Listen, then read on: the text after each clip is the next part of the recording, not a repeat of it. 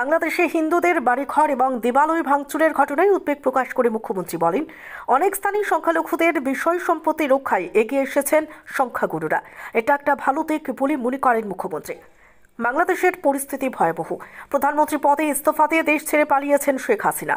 উত্তাল বাংলাদেশে একদিকে চলছে সংখ্যাগুরুদের বিজয় উৎসব, অপরদিকে অবাধে চলছে মন্দির এবং সংখ্যালঘুদের উপর আক্রমণ। বাংলাদেশের এই পরিস্থিতির উপর নজর রাখছে সীমান্ত রাজ্য ত্রিপুরা। মঙ্গলবার এক প্রতিক্রিয়ায় এমনটাই জানান রাজ্যের মুখ্যমন্ত্রী ডক্টর মানিক সাহা।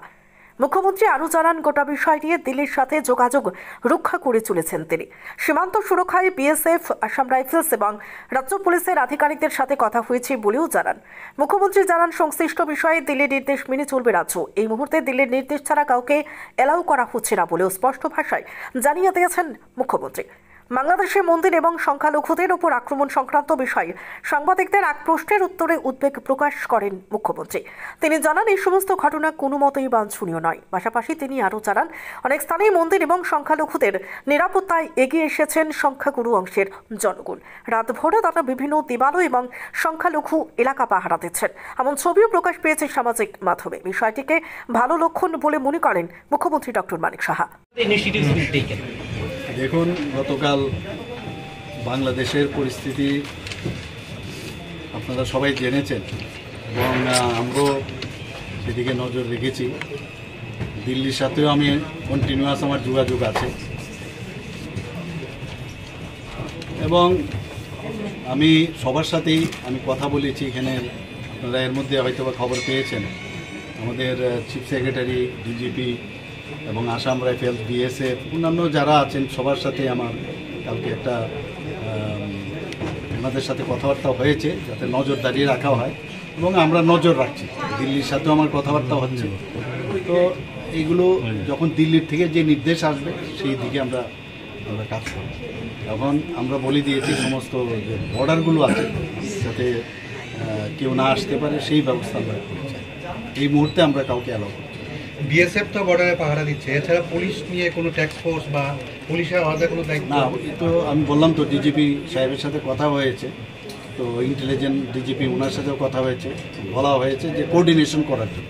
এই যে আমি 5-6টা ডিপার্টমেন্টের কথা আমি বললাম, ওনারা সবাই একজন আরেকজনের সাথে যাতে কোঅর্ডিনেশন করে, কোথাও কী সমস্যা বা কোনো যদি বর্ডার এরিয়াতে কোনো প্রবলেম হয় একজন আরেকজনের সাথে যাতে কোঅর্ডিনেশন করে। আচ্ছা, দিল্লি থেকে কি গতকালকে কোনো নির্দেশ এসেছে? আমার সাথে কথা হয়েছে, নির্দেশ হয় না, আমাদের সাথে কথা হয়েছে যে মানে এখন কী পরিস্থিতি আমাদের ত্রিপুরাতে, বাংলাদেশের এই উদ্বেগজনক যে অবস্থা, তাতে আমাদের কোনো সমস্যা হচ্ছে কি না আমার কাছে জানতে চেয়েছে। আমিও বললাম যে এখন পর্যন্ত তো সব ঠিকই আছে, কোনো সমস্যা নেই।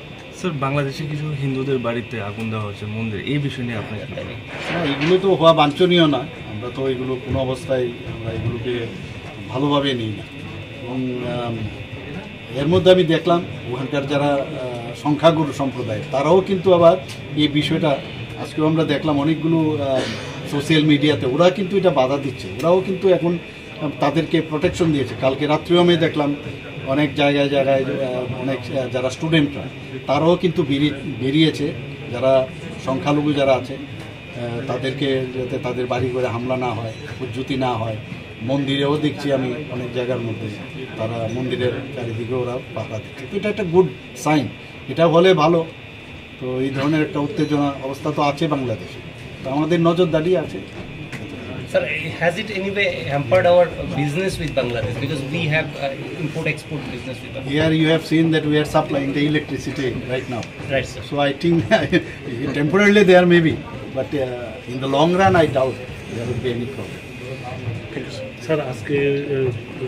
উল্লেখ্য, তীব্র গণ আন্দোলনের মুখে পদত্যাগ করে সোমবার বাংলাদেশ ছেড়েছেন বিদায়ী প্রধানমন্ত্রী শেখ হাসিনা। তিনি সেনাবাহিনীর একটি হেলিকপ্টার করে ভারতে পালিয়ে এসেছেন বলে খবর। বাংলাদেশের পরিস্থিতি এখনও অগ্নিগর্ভ। পরিস্থিতি আয়ত্তে আনতে বাংলাদেশের সেনাপ্রধান উদ্যোগ গ্রহণ করেছেন। আগরতলা থেকে প্রবীর দেববর্মার রিপোর্ট, সত্যের খোঁজে 24 ঘন্টা।